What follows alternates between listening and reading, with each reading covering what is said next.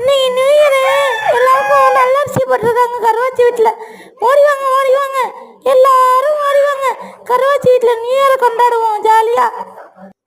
டேய் வாடா, கருவாச்சி வீட்டில் நியூ இயர் பார்ட்டியும் கொண்டாடுவோம். அவங்க ஓனரம்மா இன்னைக்கு நல்லரிசியாக போட்டிருக்கு.